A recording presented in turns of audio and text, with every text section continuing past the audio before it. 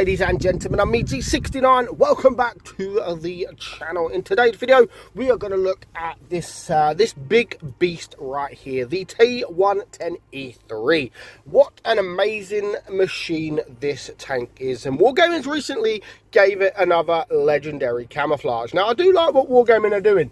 Obviously, before they were bringing new camouflages, new legendary camouflages into the game. One by one, you know, one tank would get a legendary, then another tank. What they've actually been doing is adding multiple legendary camouflages. So you've got this one right here, and they've also, for the E3, has this one here as well. Both look good. I just think the updated one like this, the outdoor, looks just, it looks fantastic. It really does look fantastic. So, the E3, it is an American tank destroyer, a tier 10 tank destroyer.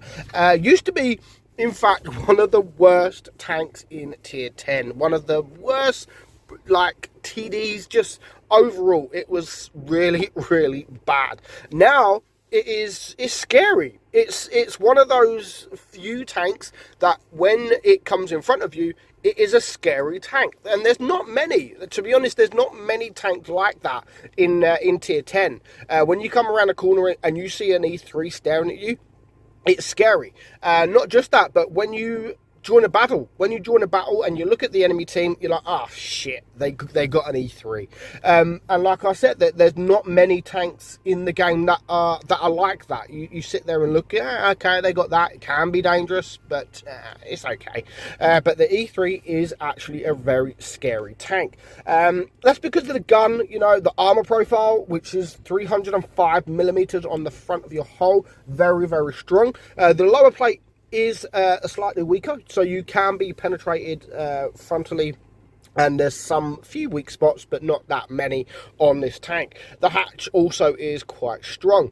So damage per minute is 2,850. It's a bit low, not the best of DPMs, but you have that armor profile, so you can't expect massive amount of DPM.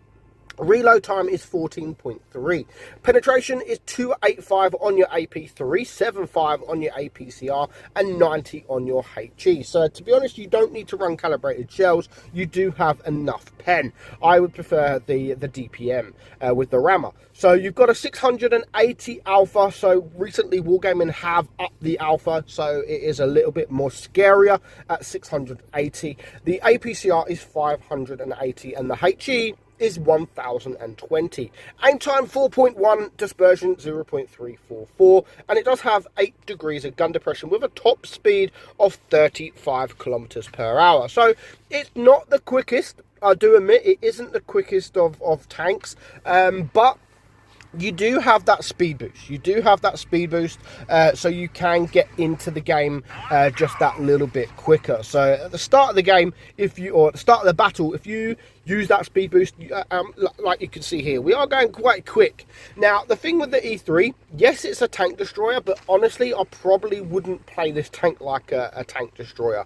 If you're sat at the back of the map, then yeah, it will make, and you are spotted, it will make it a lot more difficult for them to be able to penetrate you from at range, because it'll be a lot more difficult for them to be able to aim at your weak points. But for me, the way I play this tank, it is definitely, for me, a frontline tank. It's a frontline tank. As long as you can hide that hole, it only has 8 degrees. It has 8 degrees of gun depression. It's okay, not the best, but 8 degrees works well. And I think if it did have any more than 8 degrees, it would be too OP. It would be too OP. If it had like 10 degrees, then I think it would just be overpowered, too overpowered. Things like here, you'd be able to get on a ridge and aim your gun down, and they wouldn't even be able to see your hull. So at the moment, it's a very, very strong tank, but obviously you need to put it in the situation where you can actually bounce shots and you're not in the open. Because if you are in the open, that is when you are vulnerable, and that is when you will get absolutely ripped apart. So as you can see, I'm going to go front line here to try to deal with the 60 TP and help my Chieftain Mark 6. And now here's a one shot. We should be able to clear him. Shouldn't need me to take the shot. And now we can go for the Jag Tiger. So yeah, I mean, it's, again, this Jag Tiger, he has destroyed the Chieftain Mark 6, but even for him, an E3 sitting in front of him, he is actually going to be able to penetrate me, as you can see there. But at this point of the game, I mean, I'm trying my hardest to wiggle. If you are front line, then again, always make sure you try to hide that lower hole of yours, because that is the weakest part of this tank. Yes, people can penetrate certain areas of your frontal plate, like upper plate, your turret. There are certain weak points about, well, there is certain weak points on the tank. But yeah, you know, I love playing this tank front line, and it really, even though it is a tank destroyer, for me, it isn't, you know, sit at the back of the map and try to farm as much damage as you can. It's not that kind of tank.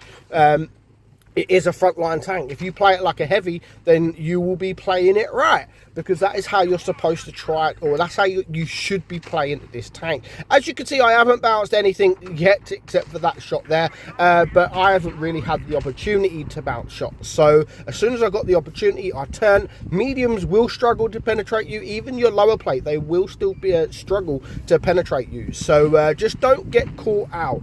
Do not get caught out, because you will be able to be circled. I mean, the traverse isn't so bad, but if you're in the open and a medium or a light tank comes around you, then it will pretty much be game over for you. So do bear that in mind. So just one more tank left, the Chieftain Mark 6. Now, I'm not going to rush into taking a shot, because I am a 2-shot for this guy, and if he can get a shot on me, then he can actually still win this game. The AMX 50B is a 2-shot, the Sheridan is a 2-shot, and I'm a 2-shot. So the Chieftain Mark 6 has good armor profile, especially if he's hull down. He's got good DPM, so I didn't want to take any chances. But at this point, the Sheridan's there. I can now push forward. I can take a shot, and I am going to get the shot. A nice 850 roll into him, and that is just standard roll. So a very, very nice roll for me there. And before you know it, 4.8k damage. That was me playing it front line. And as I said, this, I would strongly recommend playing this tank front line or with your heavies. Play it with your heavies. Don't go with your mediums, and because you're not quick enough to go with your mediums. But if you play it like a heavy, yes, it states it's a tank destroyer, which it technically is, but it doesn't play so well as a tank destroyer. If you just play it like a heavy, then you will succeed in this tank. And as I've said, it has a brilliant armor profile. Use it. It has 8 degrees of gun depression. Use it. But just don't allow them to get shots on your hull, because if you allow them to get shots on your hull or your drive wheel as well, if you turn your drive wheel, they can penetrate you through there. It's your ammo rack is around there as well, so just do bear that in mind. Just play it like a heavy and you will be absolutely fine. But still, to this date, it is one of the best tier 10 tank destroyers in the game. You just got to play it right. Absolutely beast, and it is a very scary tank when it is looking at you. So I hope you enjoyed today's video, guys. Let me know your thoughts on the T110E3. Do you enjoy it as much as me, or is it a tank that you just cannot get on with? Hope you enjoyed the video. I'm Meadsy, and I will catch you all soon. Bye-bye.